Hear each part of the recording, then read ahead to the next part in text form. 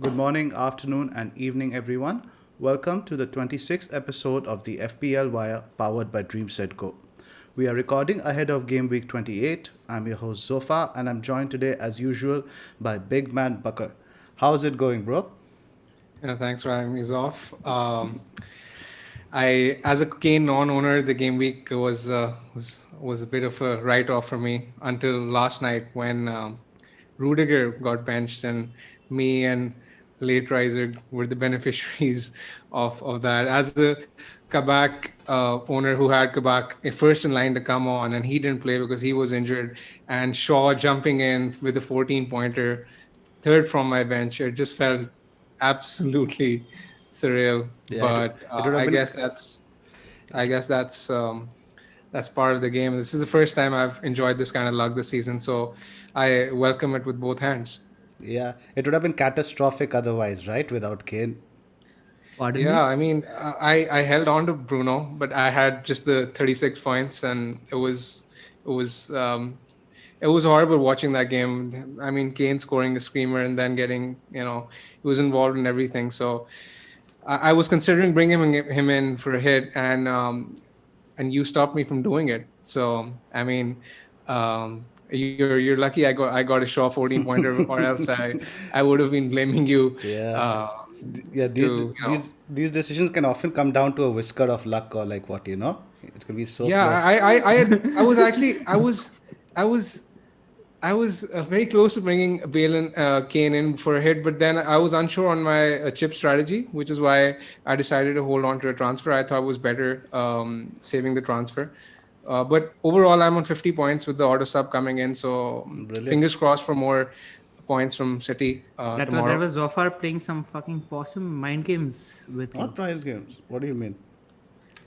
And I fell right into the trap. I mean, I don't know. I don't want to talk about it. Anyways, all is well that ends well. Yep. So let's move on. As long as it ends positively. Hopefully. What about you, LR? How was your game week? I had a good week. It was pretty much average until yesterday night, where your boy Rudiger decided to not show up. Thank you, Tuchel. I'm actually Just get my glasses. beginning to become a big fan of your manager, and was really happy that he decided to give big boy Rudy a rest, which is why Luke Shaw first sub. So happy to finally get Shaw points because I've been talking about him for a long, long time. It would have been so bloody irritating if I managed to not get his halls. I was happy with that. I had Kane as well, so I was happy about that. And Sterling captain, but sort of stalemate because Gundogan hasn't done much yet. But I'm not feeling confident ahead of Southampton. Just hoping he starts. That's all. Yep. I think it's been that sort of week. I think everyone's been around the 50 average. Nobody has really done spectacularly well. Shout out to Tom, who got 32 points on his bench boost this week. He had the likes of Dawson, Lingard, Ariola, I think somebody else. I absolutely am happiest about that Dawson pick because when he came on the pod, when he came on the channel, he mentioned how he would use Dawson in this particular game because he doesn't rate Leeds set Set piece pieces. defensive ability. Dawson could have had two yesterday. He was Yeah. that good in those set Absolutely. pieces. So. And we talk about luck versus skill, right? It just shows there is definitely a skill element to the game which cannot be discounted. The luck element came into. There was some very heavy points dodging happening. Bamford and Rafinha.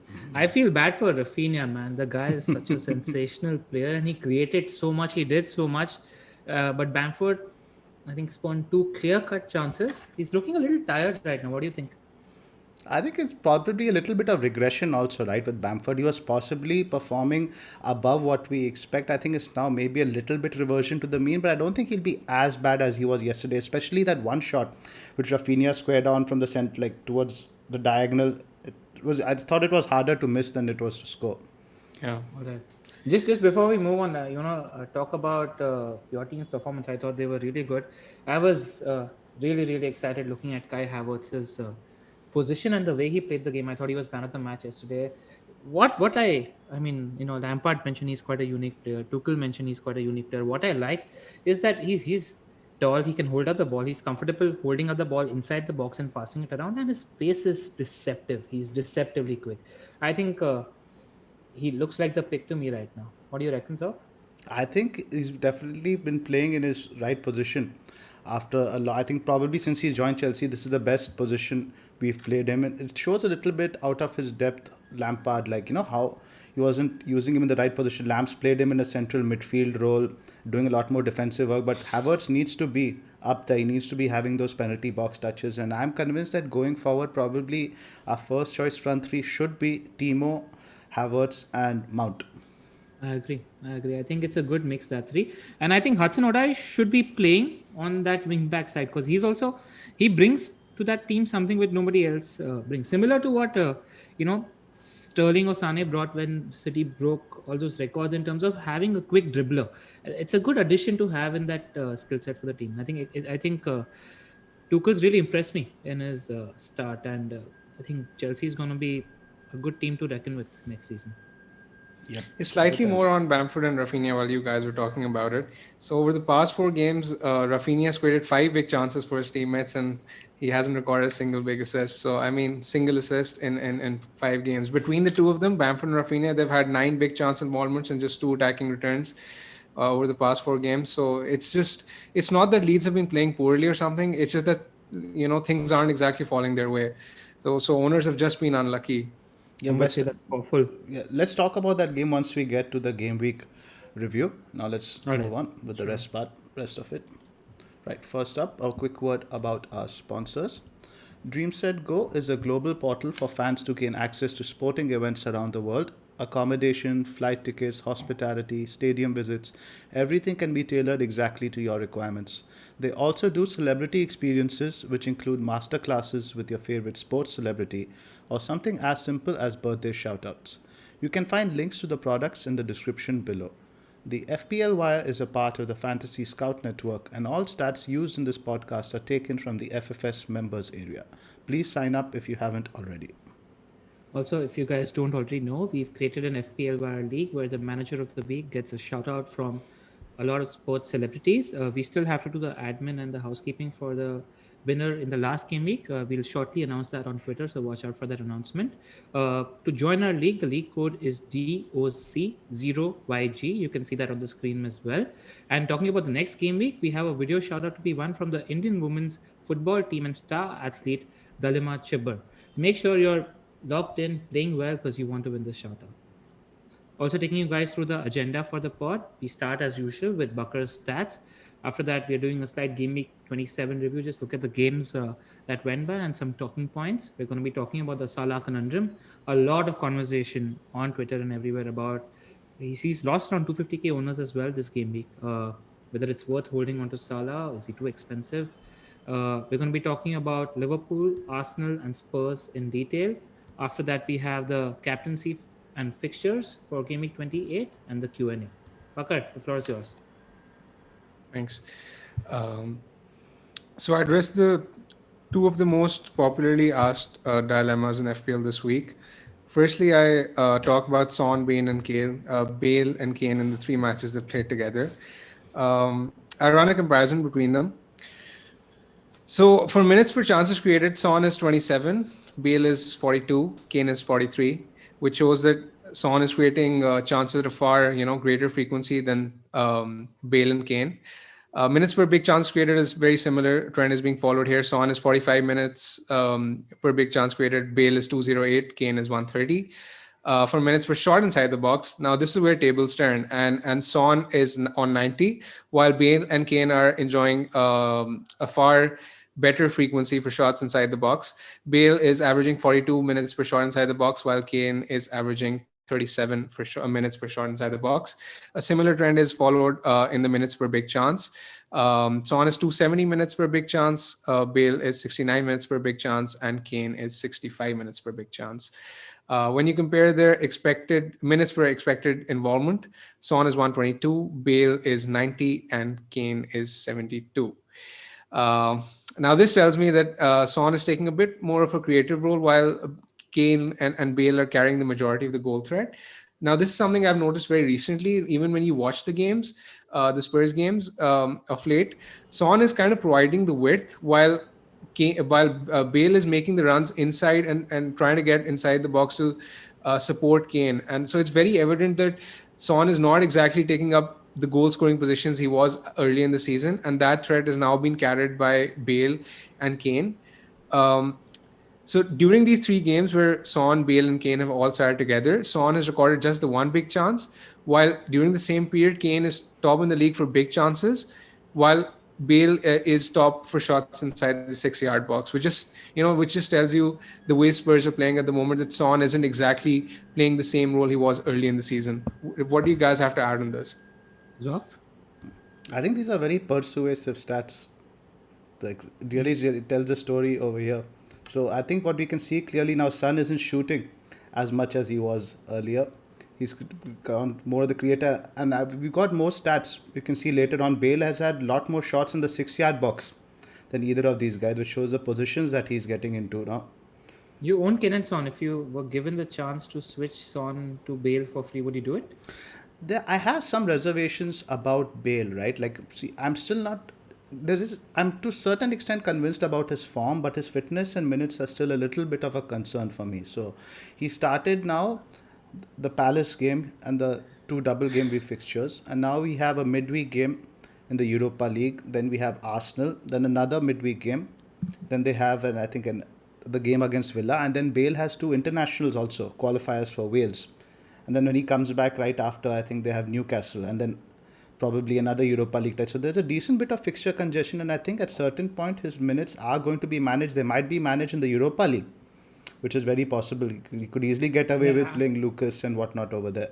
Yeah, they're playing Zagreb, so I don't think they need Bale specifically. I think he's like how Mourinho uses Bale for the first 60 odd minutes in the league. I think he's going to be using Bale as an impact sub in the Europa. That's my guess. I'm guessing he's going to do that. Pakkar, what do you reckon? Yeah, when you look at Mourinho and his post-match comments, he indicated that he thinks that Bale is clearly very important. He wants to keep him safe, and he actually said that after every 55 to 60 minutes in every game, he actually has an eye contact with them where they where they kind of decide where the level of the fatigue that he's going through, and if he's tired, then he probably wants to sub him off early, which tells me that Bale, I think, is likely to keep on starting most games, but he's going to be prone to early subs. Who would you pick, Pakkar, if you were given a chance between Bale and Son today? I still think Son, just for the fact that he's more nailed for 90 minutes, even though I do think that Bale is a legit option now, and I do think he's going to play most of the games. I don't think he's going to miss the Arsenal game, because that is far too important a game for Bale to miss out, particularly in this form. I don't think he's going to miss that game. Agree. Yeah. Also, one thing, I mean, just what Son's been on a dry spell goal scoring wise. He scored one goal in the last 10 league games. I think that's quite a telling stat. And more than anything else, there is a little bit of tiredness that you can visibly see when it comes to watching Son play the game. Kane's had his little injury / break, and Bale's just played 3 games at the moment. So they both do look considerably a lot more fresher compared to Son. But one thing that was in my head a little bit overplayed, I thought, is the width and Son playing too wide. I don't think he's playing too wide, because the width is actually getting offered by Reguilon. He's offering a lot of width on Son's side. So Son is in around the edge of the box. He's not too wide at the moment. So I wonder if this trend continues. I need to buy. I'm probably going to buy one of them this week. At the moment, I think I'm just looking at going Bale, but let's see. I'm not made up my mind. Speaking of dry spells, no, we have to talk about first. Speaking of dry spells, we know who's not on a dry spell. Yeah, he showed up late for the pod as well. Gone for a little coffee date and all of that. Of course. Okay, moving on. Are you friends with Xhaka, Pakkar? Sorry? Are you friends with Granit Xhaka? Let's not get to that. I mean, he assisted this week. I know what you're iterating, but I really don't want to discuss it right now. Moving on. Pakkar, just so you know, you're not the only one getting help. I was having a chat with Zoff as well, and his grandparents are down as well. And he's also been, I mean, Zoff was telling me the first question as soon as he picked them up from the airport was, Beta, time to get married. Come on now, let's find you a girl and all that. So you're not alone in this, Bakar. I just wanted to tell you that. I think you have to support. Thanks for the support. I mean, we conveniently, tend to forget that Zoff is probably almost twice my age, and I'm just a kid when it comes to, dating along. So, Zoff, I mean, That was below the belt, huh? we tend to conveniently forget that he's also single. So, while we think that we're using this as a matrimonial platform for myself, I mean, let's just offer the same to Zoff. You have very persuasive argument. Sounds like Kill Bill Volume 1, Return of the Bakar. With the revenge. All right, I completely forgot what we were talking about when it comes to FPL also. Where were we at? Bale, Son, Zoff, if you had to pick one today, who do you pick? Probably Sunster. Probably Sunster. All right, cool. Next stat, Bakar. Okay, so the second stat I have is regarding Mo Salah. So a lot of managers are contemplating whether to keep or sell Salah this week. So the stat I have is that while Liverpool are in the bottom 5 teams for XG non-penalty over the last 6 home matches, which explains why they have a dismal home record. They're second for XG non-penalty over the last 6 away matches, recording the highest amount of big chances away from home during this period, and that's like out of the entire league. This, coupled with the fact that Wolves are top for more shots inside the box and big chances conceded over the past 4 matches, is probably enough of a reason for me to still keep faith with Salah. Now, this might be stupid on my part, but I still sort of think that Liverpool at this point in time are better off playing away from home rather than at home, which is why I'm willing to give Salah another opportunity. This might be stupid of me, but I just think this is enough of a reason for me to hold on to him, given how Wolves are playing, given the fact that I feel that Liverpool are more comfortable playing away from home. Are we addressing this right now, Zoff? Let's get into it. I think. Yeah, sure. Why not? We can always discuss about it. So I wrote a big article on this for Scout, in fact, on Salah, a lot of the stats. But one thing I didn't notice was what you just pointed out now, Bakar, the home and away difference. Yeah. In terms of thing, but on the eye test, I don't really think there's much to differentiate between the two. What have the fixtures been like? What are the games they've played home and what are the fixtures they've played away? So the home fixtures have been relatively easy. I mean, they've played Burnley, Brighton, Fulham, Everton. City was the only tough one out of that. So Which he scored in. Which he scored. No. Yeah, he got a penalty, remember? Yeah, he did. Yeah. The last 4 were City, Everton, Chelsea, and Fulham, who are 4 informed defenses, in my opinion, at the moment. No, I quoted last 6 home games. The stats I quoted were from the last 6 home games. And before that was Brighton, actually. So they're pretty, I mean, Brighton, Burnley, yeah. They're, statistically speaking, pretty decent defenses at the moment. I mean, away from home, they'd faced Sheffield, Leicester, West Ham, Spurs, Southampton, Newcastle. So yeah, definitely more obliging defenses if I'm trying to compare the two. I don't think it's stupid to hold Salah. It's never stupid to hold Salah. And I'm somebody who's looking at the first opportunity to differentiate. But it's the fixtures after that are making me think that the time to sell Salah and probably win and gain those points was, I think, 3 or 4 game weeks ago, because the fixtures now and after the international break, we're looking at Wolves right now. After that, there's Arsenal, there's Villa, there's Leeds, there's Newcastle. So I mean, people who are going without Salah are definitely going to want him back for that 31 period where he has Villa, Leeds, and Newcastle back to back. After that, there's United, and then there's Saints, West Brom, and Burnley. So what I feel like is, if you're selling Salah at the moment, he looks like a transfer back in about 3 to 4 game weeks, which is all right if you have the team that's in place, if you've recently wildcarded that, where all the other moving parts in your team are fine and you're afforded to do these big hitter switches, then it's fine. Outside of that, I think the time to sell Salah has gone. Right. Renil, while we're at this, you just said that you were looking to sell Salah as a means of differentiating. Don't you think that keeping Salah is more of a move to differentiate right now, given the noise on Twitter and on Scout and all these fantasy football websites, where everyone is looking to sell Salah? I think the play is probably to keep him if you're looking to differentiate.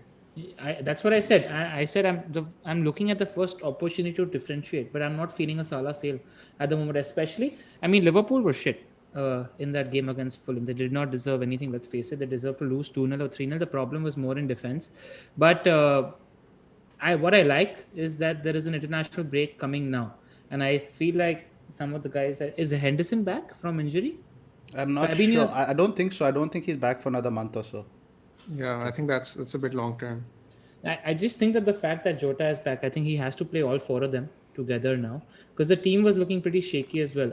I am inkling to give him some more time at the moment. I'm generally not patient with the likes of Salah, but position wise, he wasn't on the wing in that game against Fulham. And Fulham isn't an easy team at the moment. It's one of the most informed teams in the league right now. So I'm willing to give him a chance at the moment. Yeah, Fulham are not playing like a team at the tail end of the table at all. Exactly. What I saw this week was different in terms of Salah's position. Not as much his form, not as much Liverpool's form, but I liked his position from an FPL perspective. Also. Agree. Right. Do you think there's a chance he might get dropped or something? Salah? Yeah. I mean, for whom? Firmino, I think we just got a tweet now saying that Firmino is a bit of a doubt with an injury. So I don't think he's been the worst player necessarily in the team. I think it's been a collective underperformance.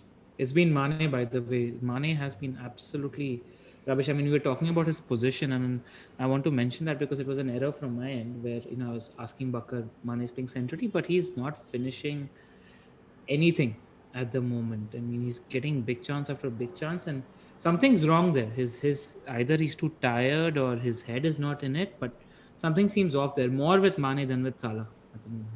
Agree. Truth be told, I like the Wolves fixture this week more than the Fulham fixture. Fulham were coming to this fixture one of the form defenses in the league. Now they have 5 clean sheets in the past 7 games, and their stats have really improved. So they're one of the most informed defenses right now. Yep. Right. Wolves were unlucky though. I mean, I thought we were really lucky. Moving on, I would like to let you guys know that we recently started a Patreon page at patreon.com/the FPL Wire. We put a lot of time and effort into this, and we need your support to grow the channel and improve our production value. It's the equivalent of buying each of us a beer a month. That's it. At this point, I'd also like to give a shout out to 2 of our newest patrons. In the Jimmy tier, we have Jonathan Hardiman and Whale Al Khalil. So thank you guys for the support. Thank you. All right, just doing a little bit of a game week review as well right now. Going through the fixtures one by one. We'll talk about Arsenal later, so I'm going to skip them. Sheffield, Southampton, anything? I mean, Ings is injured, so that team is pretty much. They didn't show much in attack. Adams had a really nice goal. The defense looked relatively solid, but it's hard to gauge because it's Sheffield United. I think there's not much to dedicate in this section. Let's talk about Villa. I'd like to talk about Nathan Tella, the guy who won the pen. He's young. I was speaking to Lucy, and I was reading some of her comments, and she thinks that he might get a regular run in the team because he's direct. It's worth noting that he's only 4.3 or 4.4 as a forward in FPL. So someone who's wildcarding, he can probably look at him as a bench forward for the rest of the season, given the fact that. Obafemi is injured as well, and Ings is injured for a while, it looks like. So I think Tella's going to get a run in the team, and he might be worth it. Southampton's fixtures are actually pretty good in the next 4 or 5 games. Yeah, Brighton, Burnley, West From, Crystal Palace. And Hasey Newtel actually in his post-match press conference also said that Tella is someone he's always believed in, and he has the right attributes to play regularly. So he was very complimentary of his performance. So that just makes me wonder whether there's a good chance that he might keep his spot. True. He looked like the cat's pajamas, I have to say. Right. Let's talk about Villa Wolves. All right, let's talk about Villa Wolves. I thought we were extremely jammy to get that Emi Martinez clean sheet. I mean, who's looking good amongst the Wolves defenders is Cody. Yeah. Earlier, he was never inside the box. He was always there. I think there was some crazy stat where he did not have a single shot for years for Wolves. And now he's looking like he's doing well in attack. And Wolves defenders are a good shout for 30 onwards, as we'll talk about it later, where they have one of the strongest run-ins there are amongst any other team. So Wolves are showing something. I like Neto. I like Cody as picks for the run-in at the moment. And I thought Villa haven't looked convincing. Did not deserve to keep that clean sheet. I mean, there's a lot of talk about Martinez's one save getting taken and people crying over 2 or 3 points, but let's face it, I mentioned it on Twitter this week as well. If I was wildcarding, I'd definitely go Mendy over Emi Martinez as keeper. And seeing this week's games has strengthened that thought in my head. Mendy is far superior as a keeper compared to Martinez at the moment. Right. The only thing possibly with Mendy is he's not going to get those 10, 11 pointers, etc., which Martinez gets. That's possibly the only thing to detract from it. But for me, though, Chelsea are looking very close to City levels of defensive performance at the moment, where they're not conceding any chances, any shots. So the chance of a clean sheet looks really, really high in every game, as much as it did for City in their good run at the moment. So I'd rather back the underlyings, and I'm not convinced in terms of how Villa have been playing. I think they've been lucky. Well, more on Cody, he was Nuno was asked this question in particular, specifically after the Villa game, and he actually said that we're looking to find solutions for Cody to score. He actually said that he's encouraging him to get in the penalty area box far more. So I think he might have a few goals in him till the end of the season. Nice. And 4.8, so pretty cheap also. Nailed. And I think he's the only guy who actually plays regularly among the three centre backs, because the other three, they tend to get rotated, I think. Right. Brighton, Leicester. What do we say about Brighton? I think Leicester had pretty much, 2 or 3 shots in the box. Just looking at the stats later. It's the usual thing. Brighton dominate the game, concede 2 chances, concede both goals from that. Great. Nothing to add here. Nothing to add. Standard. West Brom, Newcastle. Absolutely nothing to add. Only one thing, I think Diania is a decent shout for a cheap forward for the run-in, because he's getting a lot of big chances. He's not at all, I don't know, I don't think he's steady in terms of how he's finishing them at the moment, but he's getting a lot of big chances per game. So just wanted to add that. I think he's a good, if you're going 5 in midfield and 2 up front, I think Diania is a good third forward to have. So next, Liverpool, Fulham. We're going to talk about Liverpool a little bit later. Let's talk about Fulham. Very impressive, back to front. Very, very, very impressive. Lots of good picks in that team. That centre back duo is absolutely sensational. That keeper is really good. RLC, your boy RLC has been playing really well as well in midfield. Reed has been looking good. They look. I will be very, very, very surprised if they are relegated. And they look like a good team. Yeah. Hats off. Well done, Scotty Parker. Anderson was somebody who really impressed me. His distribution was so good. We were having that conversation about him in the United chat. Like, he's such an under the radar CB not under the radar exactly, but he'd be a good signing for any top club at the moment. Yep. His distribution. Like is he on loan or is he? I think he's on loan. I think he's on loan from Lyon. Yeah. Right. Yeah. They'd be asked. So they bought him for 30 million and he failed at Lyon, and that's why he's loaned to Fulham. But let's see what happens. I think they'll ask for 40-50 million given his performances for Fulham at the moment. Right. Let's talk about Fulham, Man United. You guys must be like the cat who City got United. Sorry, City United. You guys must be like the cat who got the cream. I mean, sorry, pardon me, I didn't hear you. Never mind. All right, United City, right? It's same old for Ole. I mean, he always tends to get the better of Pep. I think 10 out of the last 12 points, Ole has won against Pep. It shows in the press conferences also. Sometimes you think, oh, Pep is trolling, always bigging up United in his press conferences. But Ole has gotten the better of him more often than not. And at any point in that game, I didn't feel confident while watching our performance that we'd let this go. They didn't create much. One problem that I have with City at the moment is, and something that surprised me is I wasn't expecting Pep to drop Bernardo Silva. And I think Bernardo and Mahrez and the relationship on the right-hand side has been so crucial and good for Man City in this run that I thought Pep maybe missed a trick. I was talking about on Twitter, I would have potentially played De Bruyne as a false 9 and let that continuity exist on the right-hand side where Bernardo and Mahrez have been doing so well together. De Bruyne, I thought he had an average to poor game in the first 70 minutes. He gave away the ball way too many times. He's looking a little of the pace in terms of the amount of times he's giving the ball away at the moment. I think that will only get better with rhythm at the moment. Luke Shaw, though, what a player, what a guy, what a season. Absolutely love him. Anything to add, Buckers off? No, and I think we've covered pretty much everything. De Bruyne, even though that most of the TV experts and pundits are saying that he had a poor game, on paper, when you look at his stats, he has like 8 chances created in that game and 1 big chance created. So he was kind of unlucky not to get any FPL returns from the game. I don't think he's going to play the Southampton game personally. Now, if I was a De Bruyne owner, I would be probably a bit nervous heading into that game. Other than that, I don't have anything to add. I was just United's defense against the top 6 has actually just caught me by surprise. That's the only thing I'd like to say. 6 out of their 10 clean sheets have come against the big 6 this season. So they've been very unpredictable in terms of their clean sheets, which is kind of frustrating as someone who owns United defense. Something that Zoff mentioned, I think it's worth mentioning the presence of Dean Henderson as our keeper. I think it's that defense. There is some sort of confidence, and Zoff mentioned, he has a little bit of personality about him as well. So maybe that makes our defense stronger than it looks.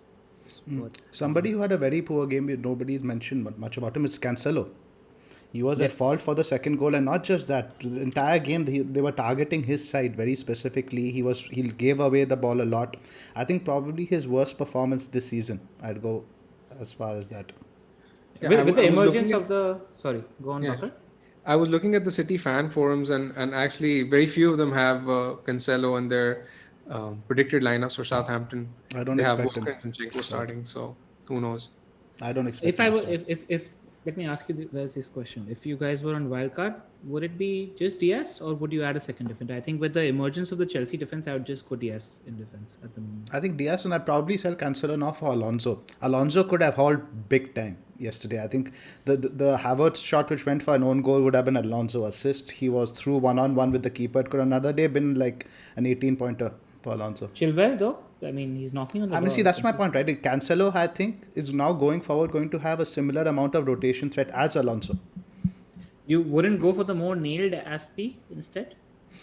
Not when you can probably get in Rudiger. I think you can probably double up on the Chelsea defense with Alonso and Rudiger is a shoo-in, in my opinion. Yeah, but I think just for the ceiling of it, I think Alonso is just so much more fun. And what I like is, right, after the international break, the fixtures are easy. You have your West Broms, your Crystal Palace and all this. Those are not very much Chilwell games. Those are Alonso games. Nice. Interesting that you mentioned. So if picking a Chelsea defender, you'd go Alonso over Aspie right now? I'd probably go Rudiger still in terms of value, right? In terms of second in line. Second line, Alonso. Interesting. Interesting. Very, I mean, that is something I wouldn't expect from you, so I'd pay more closer attention to Alonso. I'm actually very surprised to hear that. Yeah. All right, Spurs, Palace, I think we're going to be talking about Spurs later in detail. Right. Chelsea, Everton, we already spoke about Havertz. And Havertz is definitely someone that should be on everyone's radar going forward. Agreed. I mean, he's caught my attention big time. How much is he? 8.2? Even Mount, for the value he's going to offer, I think he's been looking like your best player for the best part of last month. Mason Mount as well. He's a good shout at that 6.5 million price tag now. So I think so. I think his rest is out of the way. 6.8, he's probably a good option, but I don't see him as a very explosive option. You see him ticking along with a return or odd, but Havertz is the one who's capable of a brace because he's effectively playing as a striker. I was surprised to see Mount rotated. I mean, he's not going to play in the Champions League, so I was a bit surprised over there. Is he suspended in the Champions League? I think so, yeah. It's probably why, Bakker, he wants to get some rhythm in some of his players before a big Champions League game. So that's an interesting theory, probably. But yeah, I guess what we have to realize, I guess, under Tuchel, literally nobody, even the goalkeeper, is nailed. Even Aspie hasn't missed a game yet, but he will eventually miss a game. So you have to be prepared for some element of rotation there. All right. Sure. And let's talk about Everton. I think just wanted to mention that DCL's role has shifted quite considerably. Now they're playing 2 up top. They did that again versus Chelsea, and he's not looking at as good a pick as he was. I wouldn't sell him before the next game. I think he's got a good game in the coming game week against Burnley. Yeah, he has Burnley at home and then Palace at home in 30. Okay, so interesting couple of fixtures, but it's not looking like that great a pick at the moment. Also, worth mentioning that it looks not likely at all at the moment. Maybe 10-20% chance that they have a double game week in game week 28. We would have expected. Ben mentioned that if it's not, Ben Krillin on Twitter mentioned that if it's not announced by Wednesday, then he doesn't expect an announcement for double game week 28 to happen. So just wanted to add that. Right. West Ham Leeds. Massive point dodging by Leeds over here. Yeah, massive points dodging by Leeds in the last 15 minutes. Though again, Leeds, we mentioned that on the pod last week as well. Leeds are doing what they did last week as they have been doing for the last 3-4 weeks, where they look good in spells. They're literally playing decent football for 20-25 minutes Yeah. of the game. I thought West Ham dominated and controlled the game for the remaining period of the game. I think for those on wildcard, I think going for a Cresswell for the run-in is a really good, underrated, not underrated, but just a good shout. 10 The team assists, looks 10 clean sheets is ridiculous. yeah, and, and it's absolutely incredible that we haven't really spoken about him at length at any point, at any point. in the season, despite him being topping the defender charts for the significant majority of the season.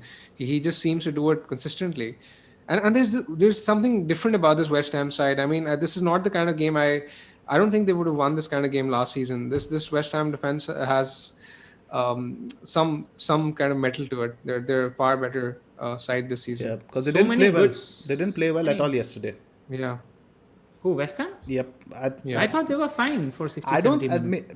I don't think they really ground out the result. If you look at the terms of chances, right? I had to look at the XG after the game. Dawson it's about 2.2. Dawson accounts for almost 1 for the No, two big chances he had, and Lingard the penalty pretty much accounts for it. Antonio didn't have a single shot. Nothing at all. Worth mentioning that he was actually quite wide yesterday. But what I'm talking about, them rigging out the results of the game, they didn't look like conceding except for the last 20 minutes.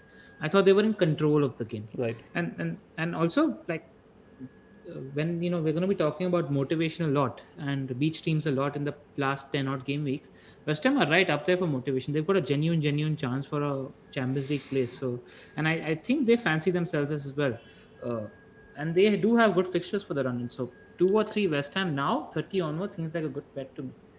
Just worth pointing out that their XG this week, like Zoff was saying, is a bit inflated because the two big chances from Lingard is technically just the one penalty, but according to the XG, it counts as 2 big chances because of the rebound. So I mean, I don't think they offered much from open play as well, but they ground out the results. So full credit to them. All right. Something to think about Antonio though going forward now, game week 29 against Arsenal, etc. It's a little bit worrying because, like we were talking about, he's been topping the non-penalty XG. For him to not have a single shot is a bit alarming. He'd still be the one West Ham attacker you'd prefer, wouldn't you? I mean, would you pick someone like a Lingard over him if offered the choice? It depends on what room you have in midfield and what you have up forward. Let's say if you have Kane, Watkins, and Bamford up top, you're not really going to try to shoehorn Antonio in there, right? Yeah, fair enough. Also talking about no shots, we completely missed that when we spoke about City United. Bruno Fernandes, outside of that penalty, no shots in the last 2 games. This is something worth pointing out in terms of, and Simon, who does a pod as well, mentioned that people who did sell Bruno, so show some courage in your convictions, and I'm on board with that thought because outside of that penalty, Bruno did nothing in that game, and outside of and he did nothing in the game against Palace as well. So I mean, I see a lot of people panicking. Oh, let's get Bruno back, etc. I mean, you've played a strategy for a reason. He got a penalty. He got nothing else. See it out. Have some faith in your own thinking. Yeah, his stats still aren't that great. Over the past 5 or 6 games, his numbers have actually dropped big time. Yeah. The only thing working for Bruno is inevitability, as Jazzy would say. Exactly. He's just inevitable. That's the main stat. Yeah.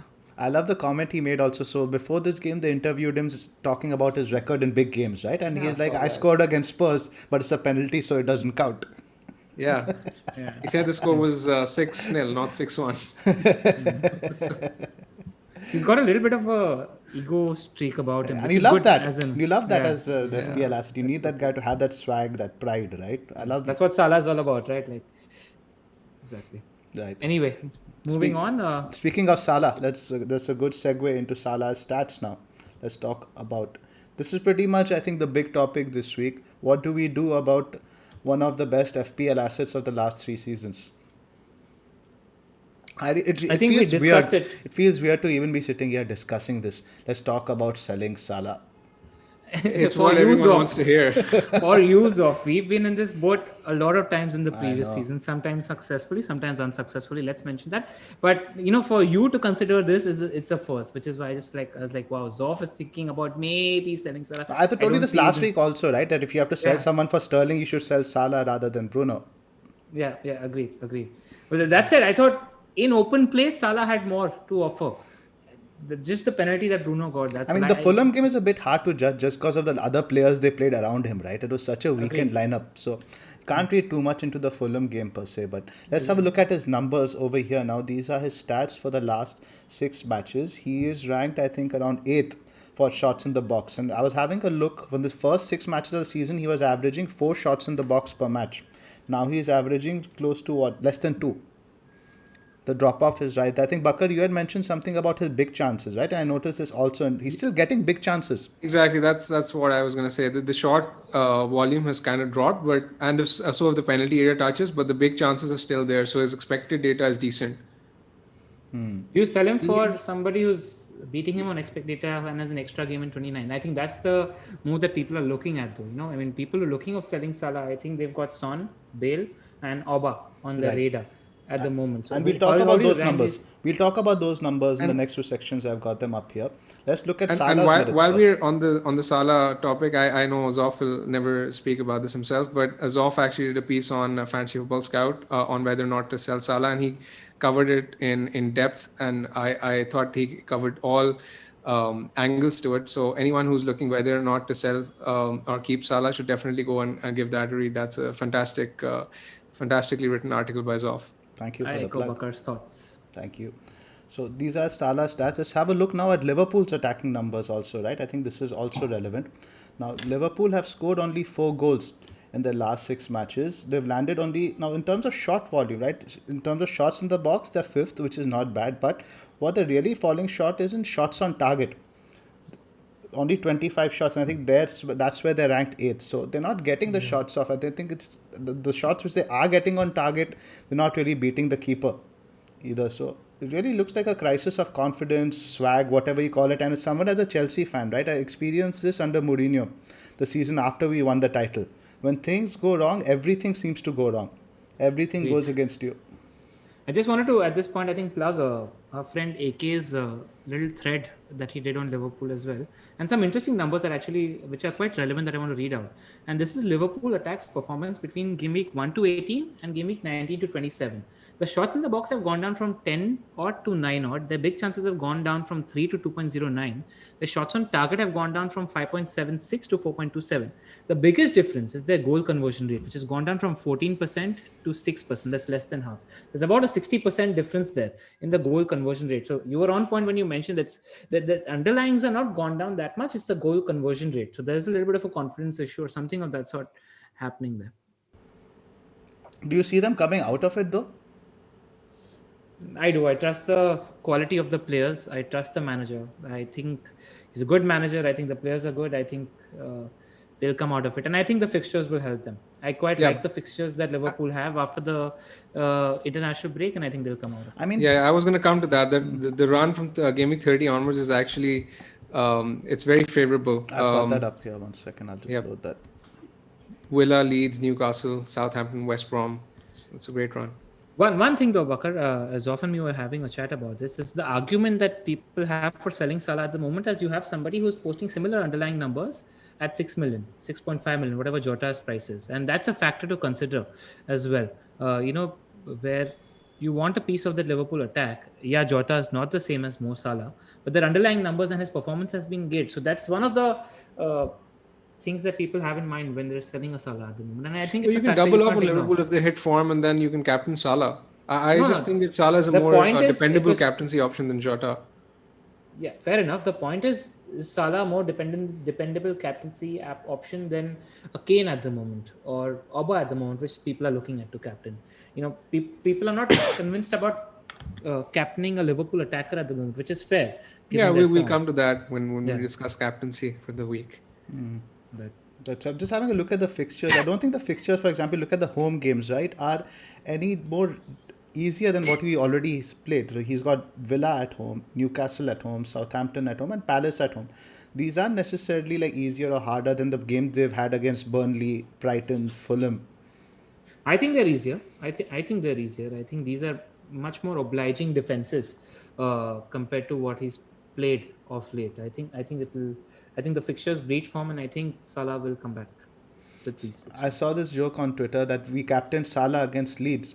In game week 1, game week 32, we might captain Bamford against Liverpool.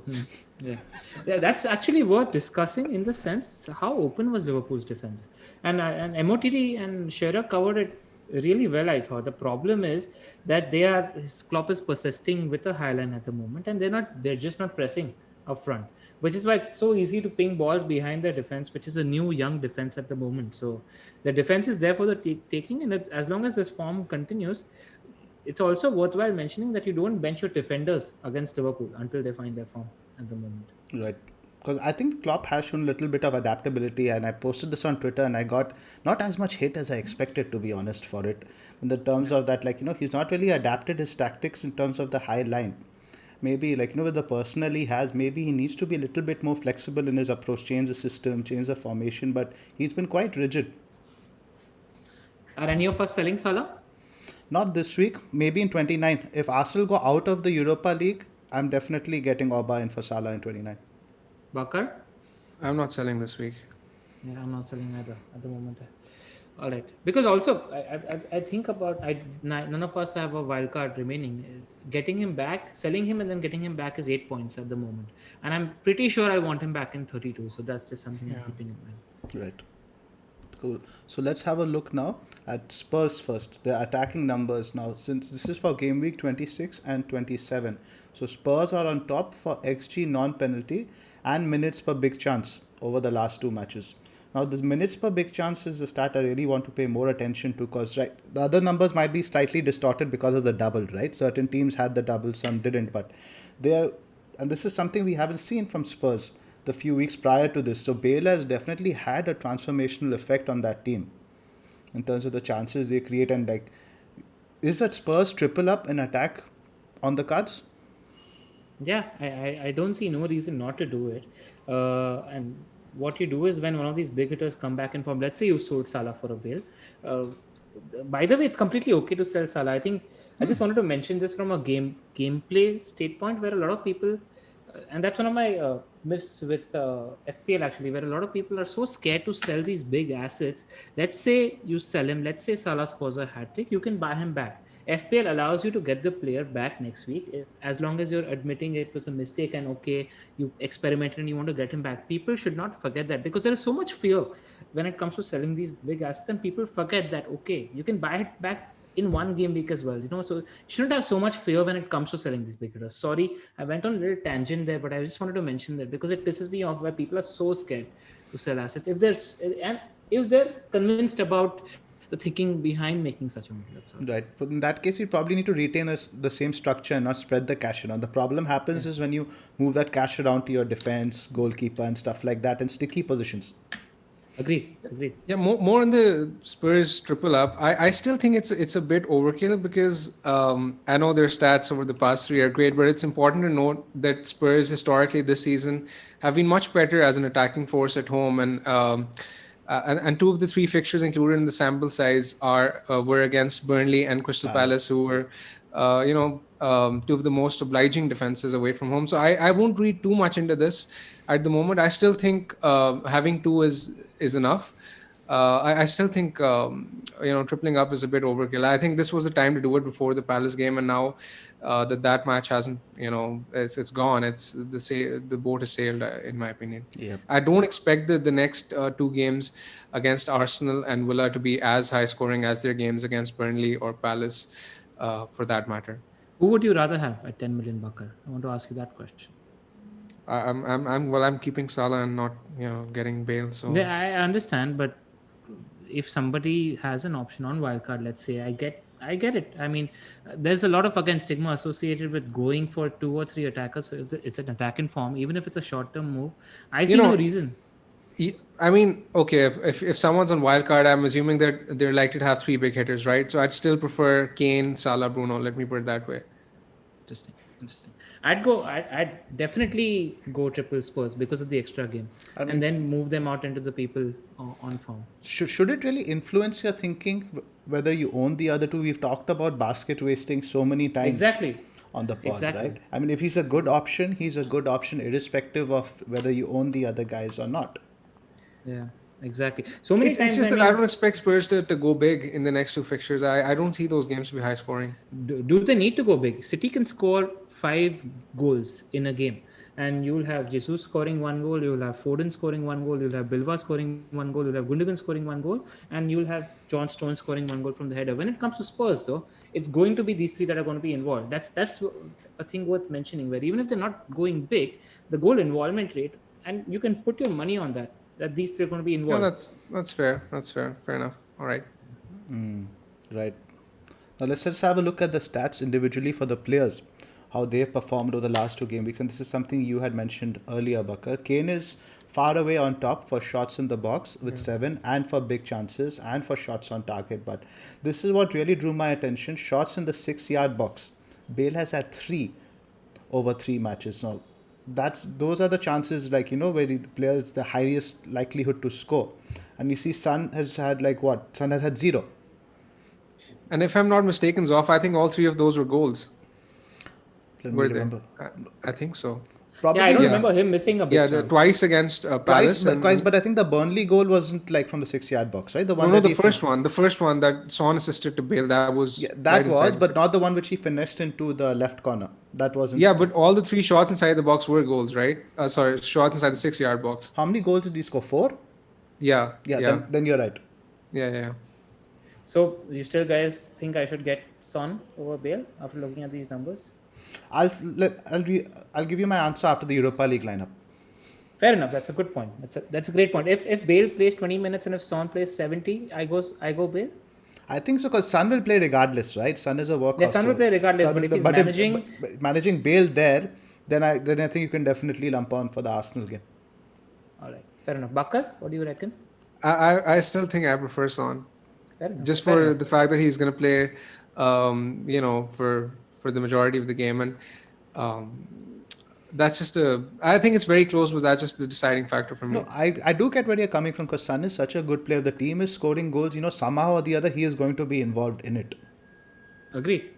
I was actually talking to Baker, who does a pod as well, and he's a Spurs fan, and he told me that don't expect Bale to play more than 60-65 minutes in the league. But statistically speaking, if Spurs are, it also depends on game management, right, and what the state of the game is at the time. If Spurs are drawing or not winning at the point, Bale is going to play for 15-20 minutes more. Mourinho is going to try pulling him a little further. And if Spurs are winning comfortably, don't expect Spurs to attack incessantly. They're going to drop off. Mourinho is going to sit back and protect the league. So also in terms of game management, this is a factor worth considering as well. We saw it in the Fulham game. Yeah, The last exactly. 30-40 minutes didn't really commitment forward. So something worth mentioning also in terms of expected goal involvement, there's not much of a difference between Bale and Son. It's 2.31 versus 2.2. So it's not necessarily like, you definitely shouldn't make a sideways switch if what you're considering. But Kane is head and shoulders above in terms of numbers, your assist, XG, non-penalty, goal involvement. Kane is probably the must-have heavy hitter right now in the game. And He's the best big hitter in the game at the moment. his first goal, I think, against who was it?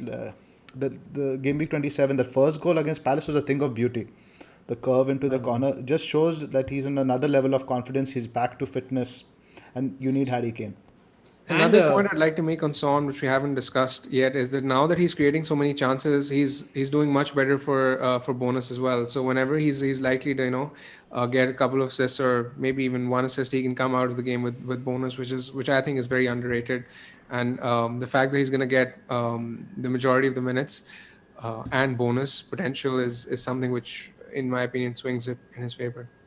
Also, Kane's now in a golden boot race, so he's gonna go for it. How many has he That got thing- now?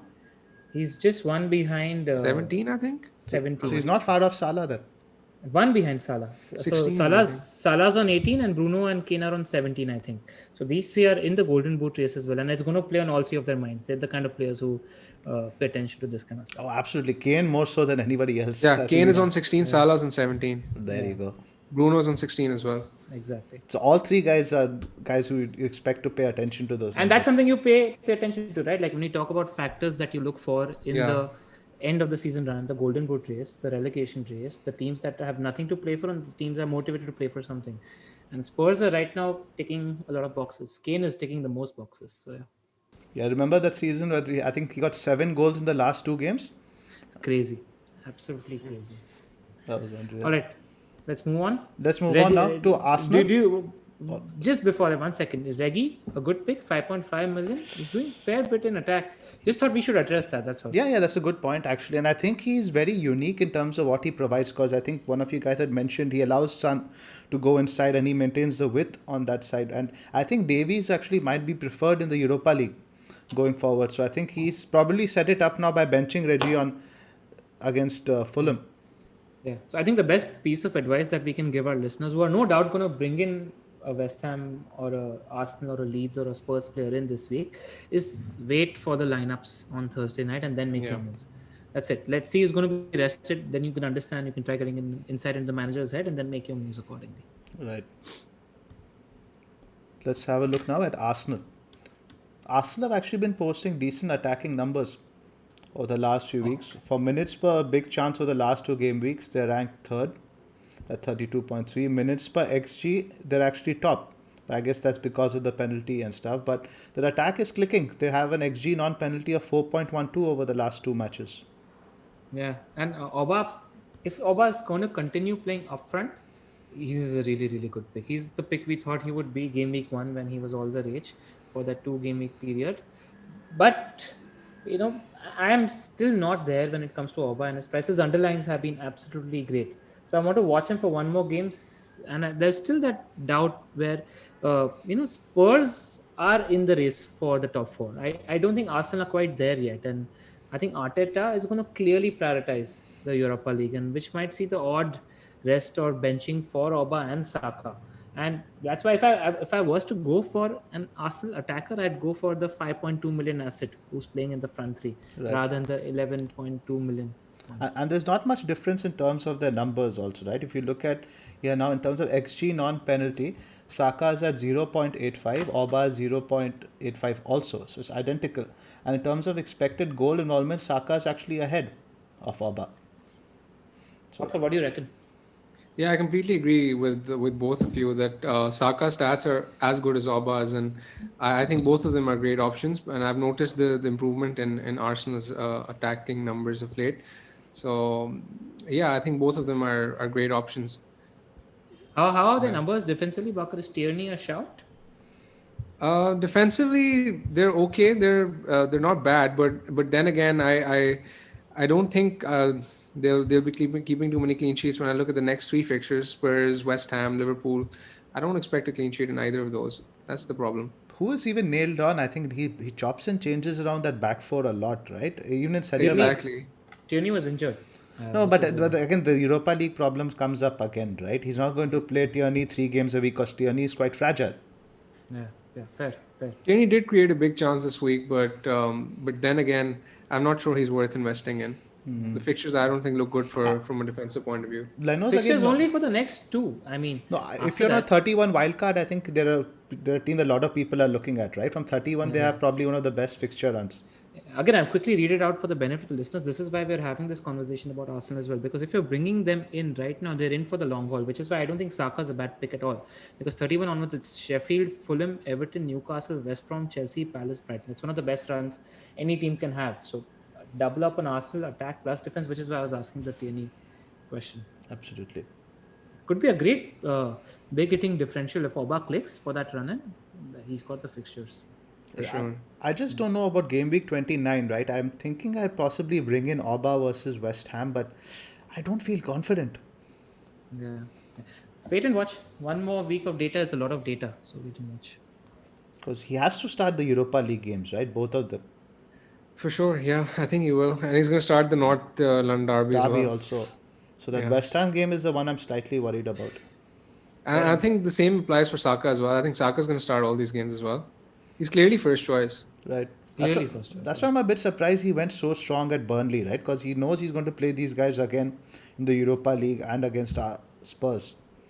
He went very strong. But they against just got their rest one game before that. Burnley. I think they had no midweek game also, no? Yeah, That's yeah. what So it they is. were fresh. So about rhythm also at some level. Speaking of, let's talk about that game against Burnley. How many chances they had, and they couldn't put What the an ball in the incredible back of game. net. It's amazing to see Burnley games be so open, right? Even against Spurs, against Arsenal, we normally expect them to concede a lot of shots, but these are normally these rubbish attempts from outside the box. And they aren't exactly safe, in my opinion, at the moment. They're definitely not. Yeah. Like, anything to add, boys, before we move on to fixtures and Move on. captains? Move on. Move on. Right. Let's, instead of going fixture wise, let's talk about captaincy this week, because I think captaincy is a bit tricky this week. Now, LR, you don't have Bruno. I think Bruno is the obvious choice. I think Bakar and me, that's who we are probably going for. Who are you looking at? I don't think, I mean, West Ham are a well drilled. Defense. I agree. Yeah. Yeah. See, I'm waiting for it. Any indications? At the moment, I'm on Harry Kane because just of the form that guy has, everything he's touching is turning into gold, and there's a sense of confidence that you get when you're captaining Harry Kane at the moment. I'm likely selling Sterling and Barnes this week, and I'm getting in one Spurs asset, maybe two. And if I don't get in two Spurs asset, I'm getting a Chelsea player. If I get a Chelsea player, I'm probably giving him the armband against Leeds United. So that's where I am at the moment. If not, it's on Kane, strongly and confidently. Yeah, against. Which Chelsea player are you considering, late riser? Kai, Kai. Mount. I think if Kai you, for for captaincy, it has to be Kai. Yeah. I don't think any of the other guys would really work. Under one, his ownership is very, very low. So a great differential for those chasing. You think he plays the Leeds game? Zoff? Yeah, we don't have a midweek game. Our Champions League game is the week after. Yeah, but so do you think? I mean, I'm do you very think he- I'm very confident he will. Because Okay. I think it was his best performance in the Chelsea shirt yesterday by far. Yeah. And his body language in his post-match interviews also, like, it's sort of feeling that now I have arrived. A sort And of he's thing. he's a good finisher. You were telling me about that earlier as well. Historically, he's a really good finisher as well, Havertz. Absolutely. He has a very high conversion rate and he's not a volume shooter like we talk about as a Salah, right? Usually if he shoots, he scores. He had a very high conversion rate in the Bundesliga last year. Go for it or not, Zoff? A few questions coming in as well. Go for Kai or not? It depends on your game week 29 strategy. If you can afford to carry him, If you can afford to carry him. I think he's a potentially a good explosive differential. All right, cool. Because a lot of people were asking that question. And they were What looking price for is it. he right now? 8 odd? 8.2. All right. If you were to go for a Chelsea attacker, let's say that against Leeds, Kai would be the one that you would. Let's just say it wouldn't be Timo. Please don't look at Timo anymore. Let Timo be. Let Timo come All right. back. Okay. So Kai would be number one. Yeah. Mount number two. Yes. All right. Cool. So let's talk about any other alternative captaincy options. Would you go with Mo Salah. Yeah, I was gonna say he is an underrated option this week. I won't lie, I am considering him. I don't know Oh, whether I'm Bakar, gonna you're go for not him. going to do that. Are we going to have this again this week? And you're not going to captain Salah. Don't talk out of I am your- considering him. I'm Don't not talk sure. out of your- I like Bro. truth be told, like obviously Bruno is the safer option, and I- obviously I like how- I I'm like how likely you- to go with him. But yes, I am considering Salah as well because I don't know. I just feel as if this is the week where he's gonna bounce back. I like how you pretend to be this maverick when you're just as dullard as me. Just embrace the dullardness. No. Bakar is an underlying statistics guy, and Bruno's got 0 shots in open play in the last 2 games. So he's probably just going with the underlying stats. He's just talking out of his ass. Let's see. I'm not sure, but I do think that Salah is a legit shout for captaincy this week. I'm not And, denying that he isn't. I'm just denying that you won't go for it. That's another thing, but like now we're talking in general. So I mean, general. Let's not. This is not. We're not discussing my team at the moment. So like, okay, we will debate. Let's see your team once we get. So if Mo braces in the Champions League game, do you shift the armband to Mo? No. I like. yeah, ahead. sure. Continue. I like Bruno against West Ham. All right. And your thoughts on Kane as an armband shot? I think it's possibly the second best shot. I think he's an absolute top cat at the moment in that team. So I'm definitely feeling it. I think he's going to be purring in that derby. Absolutely. Yeah. On that note, Zoff, you were calling me a dullard, but I'm actually considering, and I think I'm most certainly going to go with this route. I'm actually considering free hitting in game week 29, and I'm tripling up on Brighton defense. So, what do you want to call me then? I mean, bro, you're tripling up against Steve Bruce's Newcastle. It doesn't matter. I mean, You're when not most exactly FPL managers are hardly going to have one Brighton defender, I'm tripling up. you're not So, exactly skydiving off the Eiffel Tower. You're jumping from the first floor and say, "Look at me, I'm evil Knievel." What bullshit? But I like I the can't shout. wait I like the. to be regretting that decision. But I think I'm fairly set in free hit 29 in my team. How many do you have, Doctor? I I don't have think. 5 at the moment with 2 free transfers. But Let's talk I about think I'm that. Let's talk about it once we get to your team, Bucker. So once we sure, have a sure, better sure, sure, idea sure, of it. sure, Yeah. sure, sure, sure. We can address the free hit issue then Yeah, as well. once we get to Yeah. your team. So anything else to Sure. add in terms of fixtures? Anything particular fixtures you like here, in particular for clean sheets or for attacking potential? No, I think nothing worth discussing. I mean, the how do you guys see the North London derby going? 1-1. 1-1. Yeah, Bucker. I agree. I agree. I see Spurs winning it. I think they've got too much swag in their play at the moment, and I don't know if Arsenal are still there mentally. I think Mourinho is also the kind of manager who's One see major out the advantage that Spurs have this week is that they are playing the Europa League tie at home. Arsenal are playing the Europa League tie away, so that definitely I've noticed that has a big effect on teams when they're playing away or home in this current environment, right? Because the traveling and all that stuff is quite stressful. There's a lot of procedures, etc., involved. So that's a big advantage that Spurs have. I'd like So- to talk about 2 fixtures here in particular. Man United West Ham. How do you guys see that going? I think it's going to be a tight game, probably 2-1 2-1. to United. I do think West Ham are probably going to score. 2-1. 2-1 is what I would say as See, well. now there are two Man United teams, so it depends on which one shows up. I've said it all season. See, the thing They're is, this such an still counts as a inconsistent- big game, right? Because your guys are similar position on the table, so you might step up. Are you guys playing or benching Shaw? Playing. Absolutely. Luke Shaw is a winger. Just Yeah, he's I've a realized winger. I'm not benching Shaw again. Yeah. His numbers are incredible, and he's in. I great want to form. actually talk about Fulham City. I won't be surprised to see Fulham pulling off a draw in this game. I think That's City the are going to call. win. It's going to be low scoring in my 2-0, I think, probably. I think City have Maybe got one. their kick up the ass which they needed. Like, they were getting a little Yeah. bit complacent. I think they've got what we call in India GPL. Yeah, because even West Ham, they were almost not going to win that game, against the Hammers as well. So, and Fulham, I think Fulham will be up for it. That pitch also is something that City might not be used to. I won't be surprised to see Fulham pulling off a draw. In that. I think they'd be very happy to take a 0-0. Agreed. How do you guys see Bamfini doing against Chelsea? Nothing. Same. I don't think, because we are set up very well to stop transitions. In terms of blunting counter attacks, our team is set up very well with the holding midfielders, the defenders, and all that stuff. And if it was maybe at our ground, I would be a bit more confident in Leeds scoring. That Leeds pitch is atrocious. Yes. Yeah. That's actually one of my problems with captaining a Chelsea player also, because you don't know how players are going to respond to that bloody pitch, because people are slipping all over the place. Just wanted to mention that as well. If you had to play one of Bamford or Rafinha, which might be the situation for me this week, who would you play? Rafinha for sure. I'm leaning Rafinha as well. Yeah, no doubt in my mind. Rafinha looked like he has a lot more avenues to points, because I only owned Rafinha for the second time, and I think against West Ham, so I was watching him closely. He has a lot more potential in terms of where he can deliver. Again, every more game he that- comes out of that game not getting anything, and looks like he could have had 2 or 3 returns in that game. Yeah. And more than that, Literizer, in the past 4 matches, Rafinha has had 6 big chance involvements compared to Bamford's 3. So Rafinha is far more involved.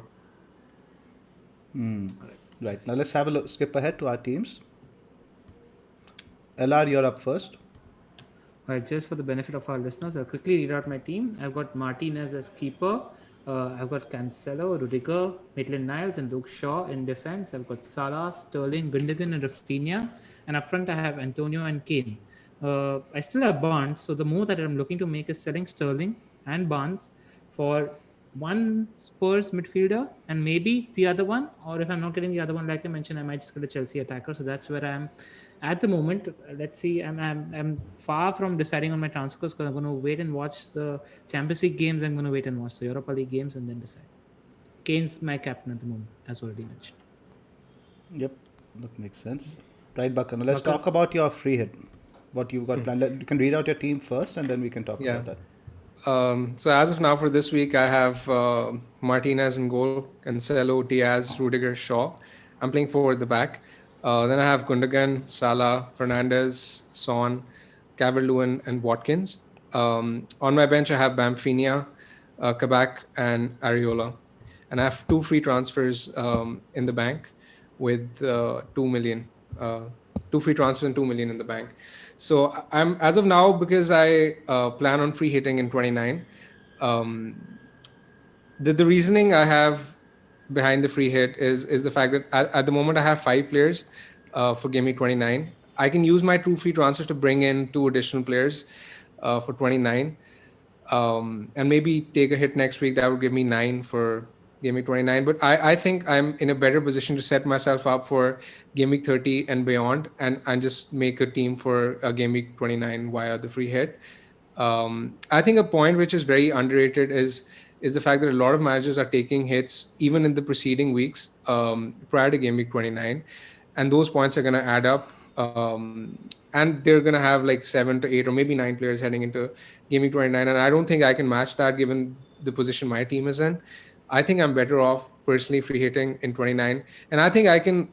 What the plan is that I can load up on a few differentials like the Brighton defense, even though I know they aren't as reliable as their numbers look on paper. But I think uh, if I load up on the safe players like Bamford, Rafinha, Aubameyang, Kane, Son, I think I can make up at least 10 plus points, even if I assume that Brighton are gonna concede. And if they bang, then so do I, and I'm gonna have a big advantage on the free hit. So the problem which is putting me off free hitting in Game Week 33 is that I look at my team, I look at the fact that I will have Martinez against Villa, I look at the fact that I will have Salah against Newcastle, I am likely to have Watkins against West Brom, Chelsea have West Ham, and I have Rudiger, and I'm likely to bring in more Chelsea players.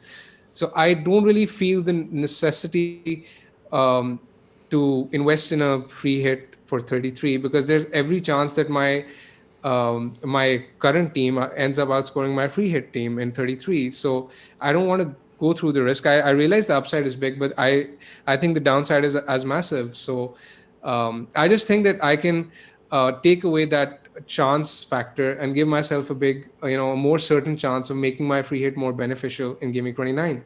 Right. Bakar, is there a plan to get Kane in 30 and I was going to onwards? ask the same thing.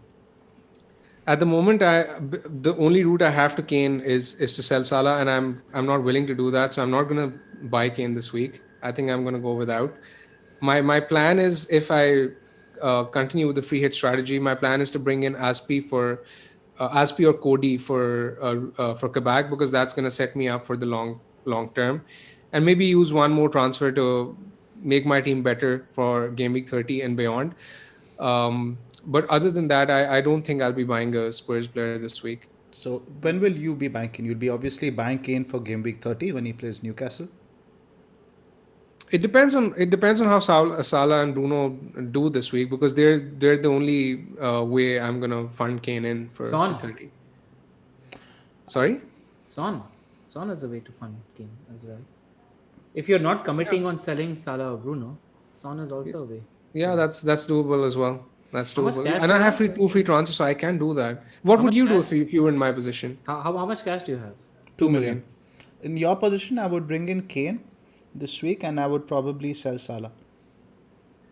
You would sell Salah. I would sell Salah because that's what I mentioned in my article, right? The one player you would probably prioritize over Salah this week is Harry Kane, because I'm telling you, Kane can get a brace against Arsenal. It's not out of the question. The form he is in right now, it's not impossible that he gets 2-3 goals against any team. So what you can easily do, you've got 5 already, right? You can bring in Kane plus, let's say, one more player for next week, whoever it might be. Then maybe even a defender, right? You can sort out Kabak for somebody like, maybe not a Dallas, but somebody who has a decent fixture next week. Maybe a Cody and Cresswell. Aspi are Or, the ones I or, have in mind. or you can even look at Cresswell. I think if you have money over there, you can even look Yeah. at Cresswell, take a negative for whatever. So I think you can get 8 to 9 players. And the thing is, right, these are players who are good in game week 30 also.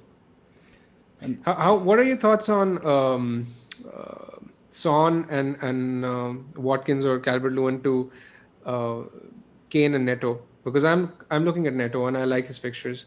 I That's don't. the commitment you make if you're not free hitting in 29. Yeah, That that's what I'm decision needs saying, to. because I'll probably make the decision not to free hit in 29. I'm pretty sure about that. Sorry, I'm in do the free same hit in position. 29. I'm in the same position as you. I have 5 at the moment, and I have one free transfer. I'm looking to take a hit, and I might not necessarily get 2 players who play in 29 as well.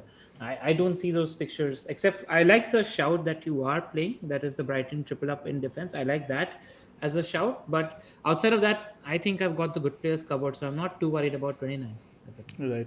Because yeah, that because it just feels like a very defensive free hit to me in 29. Right? No, his Bucker's problem is that he's got faith in Bruno and Salah at the moment, and he doesn't have a nice route to Harry Kane at the moment. That's where he's stuck at the moment, and he doesn't know where to commit. 'Cause he's I a- was I was It's thinking of tricky. Bucker, if you do, because you've got enough in defense. If you do Cancelo to a 3.9 basement price defender, does that buy you enough to upgrade one of your forwards to Kane? 2 million now. No. Kane is Nope. 11. Will not. Like that's the route I would personally do. You know, where you played your BB, you need to trim the squad now, so just find Yeah. cash from But there. I don't think I can afford that. But it's certainly tricky. It's certainly It's really tricky. tricky and because it's a also lot you have more to thinking. keep in mind after the free hit you're going to have only one transfer. So if you want to let's say bring in Kane in game week 30 against Newcastle, who probably will be the most captain, you're going to have to take a hit there. So see, if you already so I don't know. I wouldn't be as confident about the free hit. I understand the point you're making, but I think it's a 50-50 case both ways. Also, Bakar can't rule out what 36 and 37 is going to throw at you. That's the next Might point be a as well. much higher upside free hit in that game week compared to what you're going to play With the in fixture 29. reshuffle, right? Because there are two things that could happen there, right? We saw there's a limitation in the game in terms of adding game weeks or whatever. So they could potentially switch the deadlines, in which case you'd have a small double with the teams who have the fixtures postponed because of the FA Cup final. But if the entire weekend is postponed, you could have a blank 36 for everyone and a double game week 37 for everyone, which is unlikely, Yeah, but this it is is this is possible. this is the one thing I'm wary about, and I don't know whether what are the chances of this happening are. But if that is the case, then yeah, I completely agree with you. Then the free hit might be worth Because saving. Also, I still don't think it's Have a you problem. read up on what the chances of this happening are, of having a blank follow a double straight I away? don't know about that, but from what I have read up, they are very desperate to get fans in for the last 2 game weeks of the season. So the likelihood of a shuffle happening is very high. All right. And and that will definitely have some impact on a double, because what's going to happen is there's going to be a conflict with the FA Cup final. So some teams, whichever teams who are in the FA Cup final and their opponents, they'll have the double in 35 in that case. So either way, if the shuffle happens, there will be an additional double. The size of the double is what is to be determined. All right. All right. Okay, think over it. Don't Yeah, come yeah. out with it. I'll think about this. I would have even sold Bruno if you're so convinced about Salah, and I get the temptation that you have. I don't think Bruno's Yeah. shown a lot as a United fan, very genuinely so. And I So- don't think West Ham is an easy game. So, Bakar, do you remember this conversation we had 5-6 years ago when I was torn with the final game week of the season whether I should buy Diego Costa or Harry Kane? Yeah. Do you remember how yeah. that conversation went? What did Yeah, you say? I recommended Kane, I think, right? You said that Kane is by far the most explosive and dangerous asset in the game and has to Yeah. be prioritized over everybody else. And now He got 6 years 31 down points. the line, you're He- 6 years down the line, you're throwing that piece of advice right back at me. I know. So, at the game week, Kane got 31, Diego got 5. Yeah. He prioritizes the golden boot. That's it, on his mind 100%. Yeah, thank God Vertonghen isn't still here. Right, so Alright. my team real quick. Martinez. I think that's the deepest discussion we've had about a player and team, and I liked it because we brought up a lot of other factors. Right, because a lot of people will be in a similar situation. Right? Situation at the moment, yeah. Right, so I'll just go through my team real quick. Martinez, Diaz, Cancelo, Shaw, Rudiger. In midfield, Son, Salah, Bruno, Gundo, DCL, Kane. And on the bench, Rafinha, White and Brewster. So this is what I mean, Bakar. I can understand what you're saying because I have almost the identical 11 to you. I just have right now the Kane in place of Watkins. Yeah. So I can understand your thought process. I in fact have I think fewer players than you going into that weekend. I have 1, 2, 3. I have like what 4 I think. No, 4 or 5. I'm not sure. 5 including White. So, What's the potential moves of? so this week I'm saving. Okay, nice. Yeah, you've got a good team. I see. This no week I'm reason saving. to I'll do- probably bring in 3 players next week. Nice. Get Like to it. 8. Right. Like it. Right. More There's- information as well. Right. So before we jump into the Q&A bucket, have you noticed the cat puns on today's podcast? Sorry in advance, but there might have been a little bit of Zoom dodging happening there. There's an option of leave meeting written right next to the screen, and I'm very tempted to actually click on it. No. You're not. All right, let's Right, move on let's move to to the the Q&A. Q&A. Sorry, Bakar. It's all in good spirit. Sorry. I'm sure we're going to get such a beating on Twitter and Azov. You have no idea. It was his idea, by the way. I just want to say that. I have nothing way, to do. way to throw me under the bus. Way to throw me under the bus. All right. Questions. First question is from Dan Parsons, FPL. I have Bakar's face in front of me and I can barely read the questions right now. When does buying players in form become points chasing? Zoff. It's a tough differentiation, right? I think it comes down to 2 things and underlying numbers. If the underlying numbers are still promising, you don't see someone overperforming, like scoring 4 goals with 4 shots on target. That's one. And this is second one. This is rule that AK, a friend of ours, he's always told me, and I appreciate it. If a player hadn't braced the last game, would you still want him? If he hadn't got that 1-all, would you still want him in your team? That's a great Yeah. one. Nice one. It's a nice Great way way to of do. looking into it. And the third one is, if he has a bad game, do you expect him to lose his spot in this team the game after? I need to note these down. These are nice rules that you have. Right. Next question is from Arj Naik. It's for you, Bakar. I still have my wildcard chip to play. Which game week do you think is the best time to do it? I'm assuming that this is team specific, but like assuming that he has most of the players that the template has, I'd assume game week 31, somewhere around that point would be the best time to use it, given the fixture swings. Okay, next question. We discussed Chelsea at length, so I don't want to talk about that. Pras FPL is asking us about some lowly owned players that we like for the post game week 30 run. Arsenal guys we spoke about, Chelsea guys we spoke about. Wolves, I think those Saka, Wolves. Lingard still, I think he's great for the run in at his yeah, price. Saka, Cody, Neto. Good shout. Neto, good Neto, shout. yeah. Havertz. Yeah, for me, Chelsea number one. I think they're going to be great for the run, and I like that shout personally. And Saka for sure. Anybody else? Do we have the fixture? Southampton have Burnley, West Brom, Crystal Palace between 30 and 32, by the way. The top 5 teams, Liverpool we've spoken about. Wolves, Jota, worth mentioning Jota as well. He's not very highly owned. He could be a great player. I think any team that goes out of Europe also you have to monitor, because they're going to get a lot more rest period. So the next 2 weeks might determine also where the options open up. All right. Next question is from Bleed Blue. What are some good strategies to approach the end of the season run-in, or things to keep in mind when you're looking at the end of the season run-in? So we already spoke about this. I think people looking at the golden boot is important. It's always a factor. People in the relegation race, you need to pay a lot more closer attention to them because they're playing for their lives. Teams between 7th to 14th, 15th, generally ignore because they have nothing to play for. Exactly. People in the European race are worth monitoring as well. Anything else that you guys want to keep in mind for the end of the season running?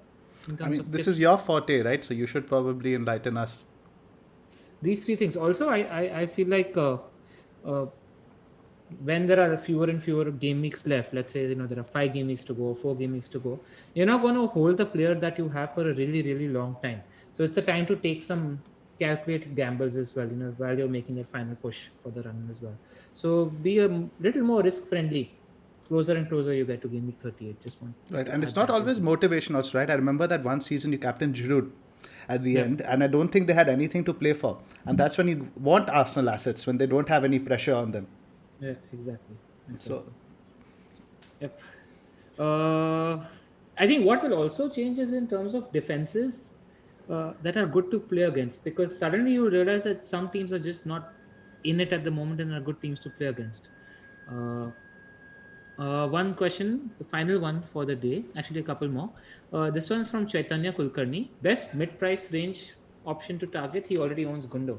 Now, I wanted to add this because there's a lot of options in play. There's Lingard, Mount, Saka, uh, Rafinha, etc., etc. Who you guys rate? Have your top two assets in this price range, 6 to 7 million? Rafinha, in my opinion. And then probably Mount, I think. Rafinha and Mount. Right. I guess that again, everything depends now on your game week 29 strategy, right? If you want players with a fixture in 29, probably you would say Lingard and Rafinha. Player, if that is not really relevant, I would probably say Neto and Mount. And Saka also, as we mentioned earlier. Yeah. Cool. Last question for the day. This is from FPL Canuck. It's a really good question.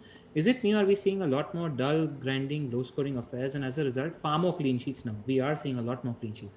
Exhaustion, COVID, and the brutal schedule as factors. Should we be considering Beck at the back with 4-4-2, 4-5-1, 5-4-1 formations to exploit for this run? I don't see a problem at the moment. If Yeah.